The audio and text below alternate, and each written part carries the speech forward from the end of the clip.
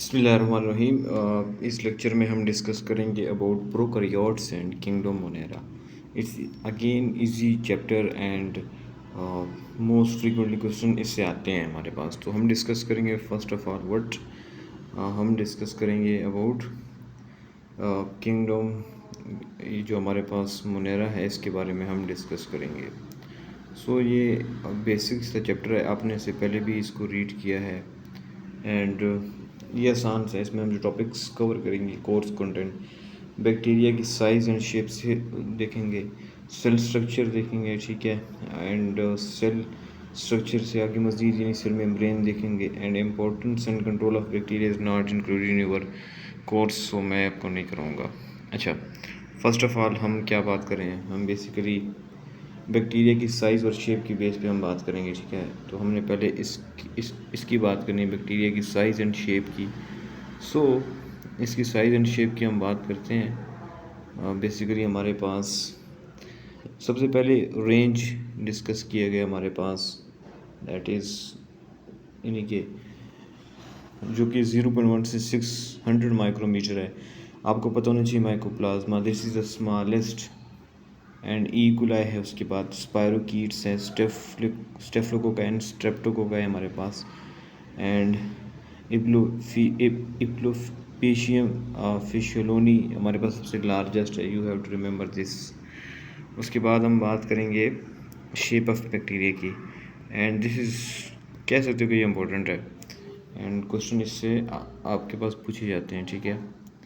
और क्या क्वेश्चन पूछे जाते हैं, बेसिकली कोकस कौन से होते हैं, इनकी अरेंजमेंट स्फेरिकल होती है, डिवीजन नहीं शो करते। इसमें हमारे पास एग्जांपल स्ट्रेप्टोकोकस नमूनाई निजीरिया है, मेनिंजिटिस है, स्टेफ ओरियस है। उसके बाद डिप्लोकोकाई जिसमें अरेंजमेंट्स 2 कोकाई हो, और स्ट्रेप्टोकोकाई किसे कहते हैं जिसमें अरेंजमेंट चेन की फॉर्म में हो।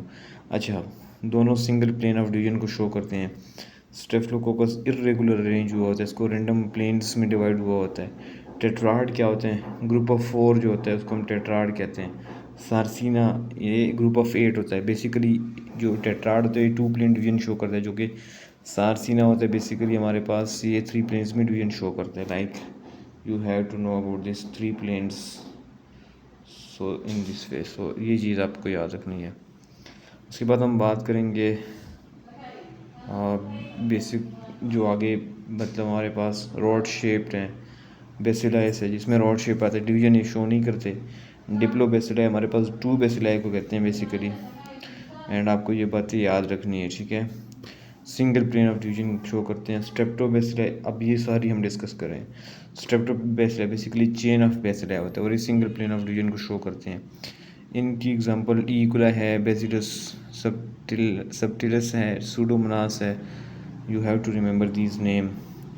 उसके बाद कोको बेसिला यानी कि रॉड शेप बैक्टीरिया है विद स्फेरिकल एंड्स, यानी कि रॉड शेप तो है लेकिन एंड्स क्या है, वो स्फेरिकल है इन दिस वे, सही है। तो इसको हम कहते हैं कोको बेसिला, ठीक है।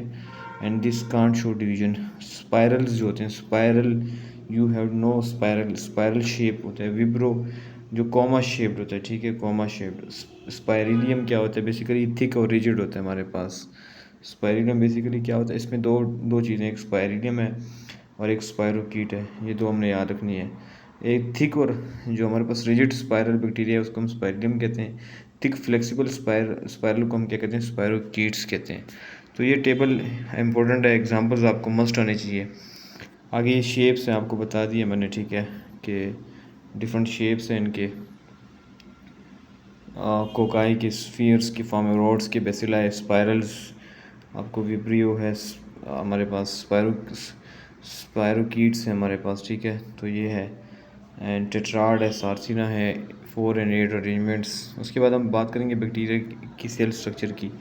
दिस इज़ इम्पोर्टेंट, ठीक है, हम इसको डिस्कस करेंगे। बेसिकली जो बैक्टीरिया का स्ट्रक्चर है ना, दिस इज़ वेरी इंपॉर्टेंट, इसको हम डिस्कस करेंगे, ठीक है।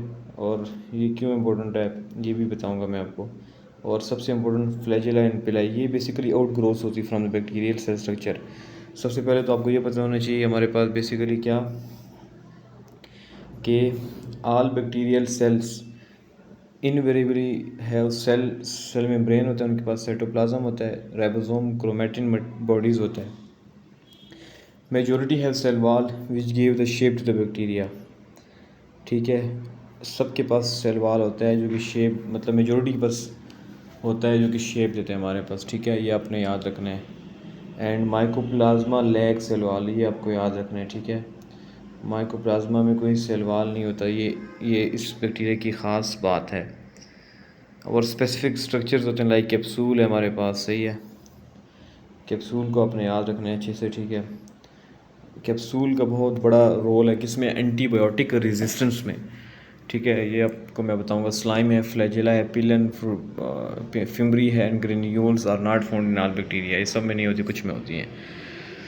एंड फर्स्ट ऑफ ऑल जिस चीज़ को हमने डिस्कस करना है वो क्या है, वो ये है बेसिकली हमारे पास फ्लैजिला एंड पिला, जिसको फिम्बरी भी कहते हैं। फ्लैजिला जो होता है वो थिन होता है, लॉन्ग होता है, फ्लेक्सिबल होता है, हेलिकल होता है, जबकि ये पिला जो होता है वो थिक होता है, शॉर्ट होता है, रिजिड, नॉन हेलिकल और होलो होता है।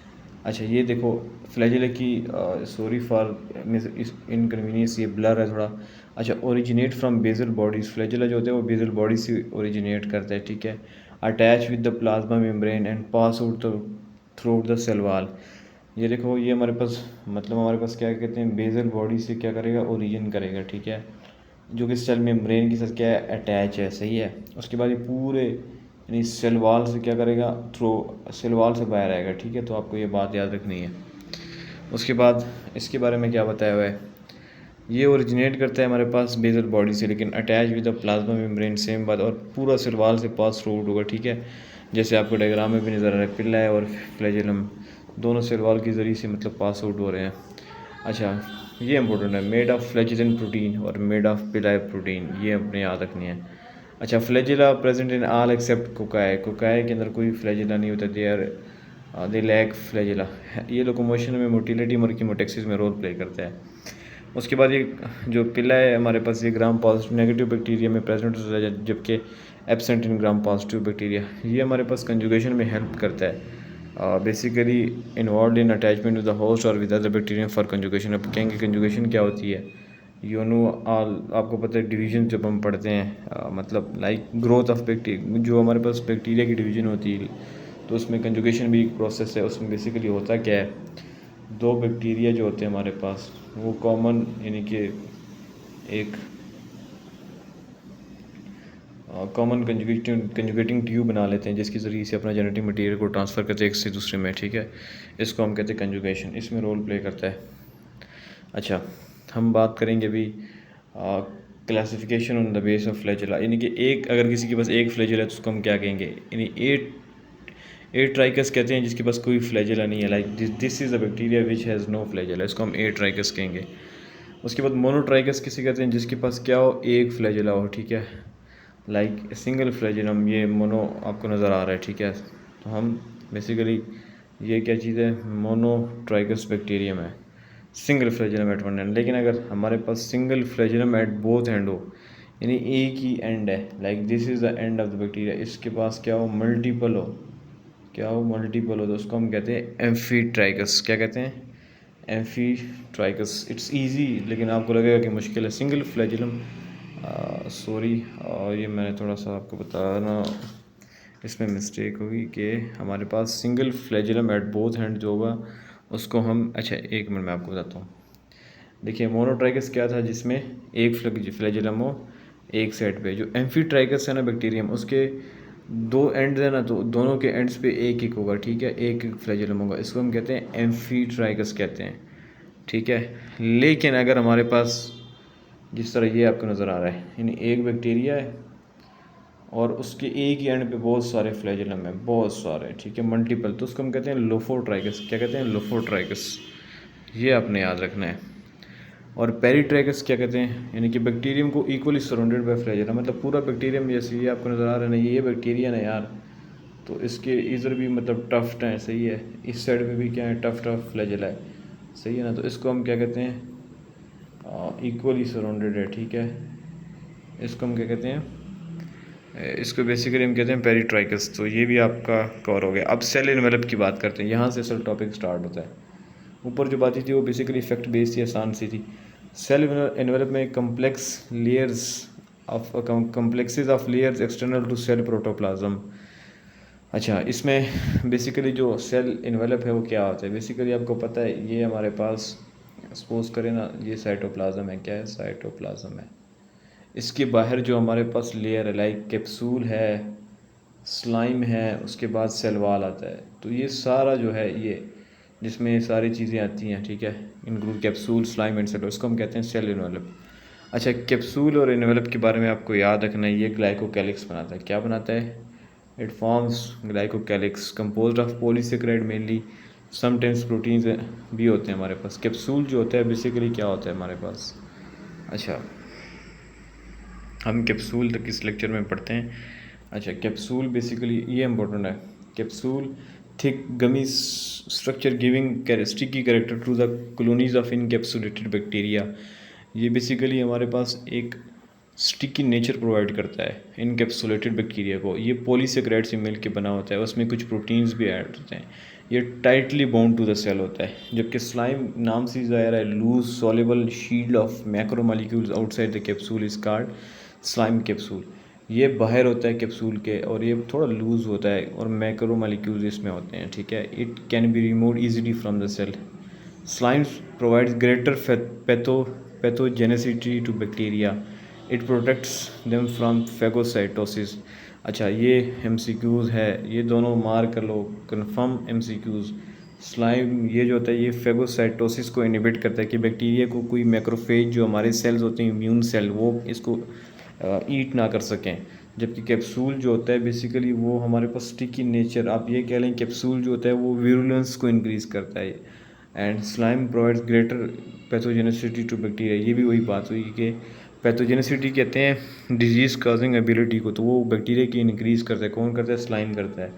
तो आपको ये बात याद रखनी है। अच्छा, फॉर्मेशन फंक्शन ऑफ ग्लाइकोकैलिक्स, इन दो को कलेक्टिवली क्या कहते हैं? ग्लाइकोकैलिक्स कहते हैं। So you have to remember. अच्छा, in the form of slime it prevents phagocytosis of bacteria of the cell of immune system called macrophages by increasing diameter of bacteria and hiding bacterial components from immune system। वही बात है, slime के बारे में बताया कि ये phagocytosis को प्रिवेंट करेगा फ्रॉम मैक्रोफेजेस, जो मैं आपको बता चुका हूँ इम्यून सिस्टम के सेल्स होते हैं। उसके बाद promote of adhesion bacteria to living and inert surfaces and सब एडिहरेंट ग्लाइकोकैलिक्स। अच्छा, ये अब बताने की बायोफिल्म्स क्या होते हैं। बेसिकली ग्लाइकोकैलिक्स इनक्लोज्ड पॉपुलेशन जो होती है ना, यानी वो सारे बैक्टीरिया जो हमारे पास ग्लाइकोकैलिक्स से क्या होते हैं बेसिकली हमारे पास इनक्लोज्ड हुए होते हैं, उनको हम कहते हैं बायोफिल्म्स बनाते हैं हमारे पास, ठीक है। और बायोफिल्म्स जो होते हैं ना मोस्ट रेजिस्टेंट टुवर्ड्स एंटीबायोटिक्स हैं, ठीक है। तो यहाँ पे ये इस लेक्चर को हम एंड करते हैं और नेक्स्ट जो इस चैप्टर का पार्ट है वो सेकंड लेक्चर में हम अपलोड करेंगे। Thank you so much.